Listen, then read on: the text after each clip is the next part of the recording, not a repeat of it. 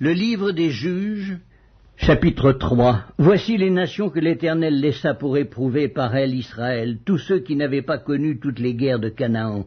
Il voulait seulement que les générations des enfants d'Israël connussent et apprissent la guerre, ceux qui ne l'avaient pas connue auparavant. Ces nations étaient les saints princes des Philistins, tous les Cananéens, les Sidoniens et les Éviens qui habitaient la montagne du Liban, depuis la montagne de Baal-Hermon jusqu'à l'entrée de Hamath.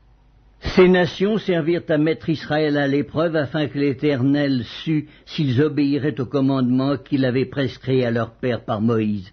Et les enfants d'Israël habitèrent au milieu des Cananéens, des Hétiens et des Amoréens, des Phéréziens, des Éviens et des Jébusiens. Ils prirent leurs filles pour femmes, ils donnèrent à leurs fils leurs propres filles, et ils servirent leur Dieu. Les enfants d'Israël firent ce qui déplaît à l'Éternel, ils oublièrent l'Éternel, et ils servirent les Baals et les idoles. La colère de l'Éternel s'enflamma contre Israël, et il les vendit entre les mains de Cushan-Rishathaïm, roi de Mésopotamie. Et les enfants d'Israël furent asservis 8 ans à Cushan-Rishathaïm. Les enfants d'Israël crièrent à l'Éternel, et l'Éternel leur suscita un libérateur qui les délivra, Othniel, fils de Kénaz, frère cadet de Caleb. L'esprit de l'Éternel fut sur lui. Il devint juge en Israël et il partit pour la guerre. L'Éternel livra entre ses mains Cushan-Rishathaïm, roi de Mésopotamie, et sa main fut puissante contre Cushan-Rishathaïm. Le pays fut en repos pendant 40 ans, et Othniel, fils de Kénaz, mourut. Les enfants d'Israël firent encore ce qui déplaît à l'Éternel, et l'Éternel fortifia Églon, roi de Moab, contre Israël, parce qu'ils avaient fait ce qui déplaît à l'Éternel. Églon réunit à lui les fils d'Ammon et les Amalécites, et il se mit en marche. Il battit Israël, et ils s'emparèrent de la ville des palmiers. Et les enfants d'Israël furent asservis 18 ans à Églon, roi de Moab. Les enfants d'Israël crièrent à l'Éternel, et l'Éternel leur suscita un libérateur, Éhud, fils de Guéra, benjamite, qui ne se servait pas de la main droite. Les enfants d'Israël envoyèrent par lui un présent à Églon, roi de Moab.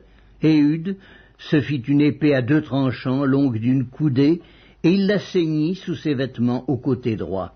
Il offrit le présent à Églon, roi de Moab. Or Églon était un homme très gras. Lorsqu'il eut achevé d'offrir le présent, il renvoya les gens qui l'avaient apporté.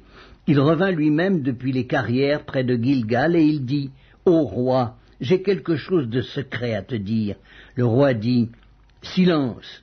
et tous ceux qui étaient auprès de lui sortirent.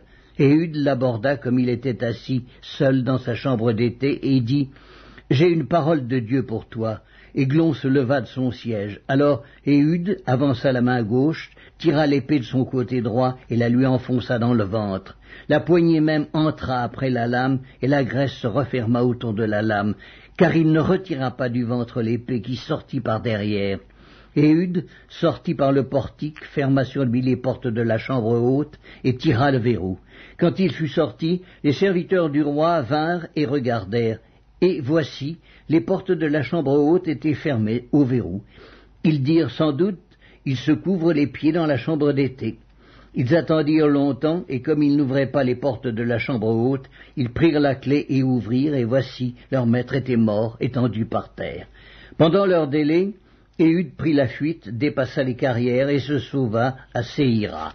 Dès qu'il fut arrivé, il sonna de la trompette dans la montagne d'Éphraïm. Les enfants d'Israël descendirent avec lui de la montagne, et il se mit à leur tête. Il leur dit, « Suivez-moi, car l'Éternel a livré entre vos mains les Moabites, vos ennemis. » Ils descendirent après lui, s'emparèrent des gués du Jourdain vis-à-vis de Moab, et ne laissèrent passer personne.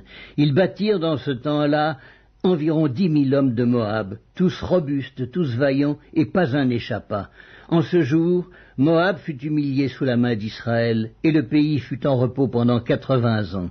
Après lui, il y eut Shamgar, fils d'Anath. Il battit 600 hommes des Philistins avec un aiguillon à bœuf. Et lui aussi fut un libérateur d'Israël.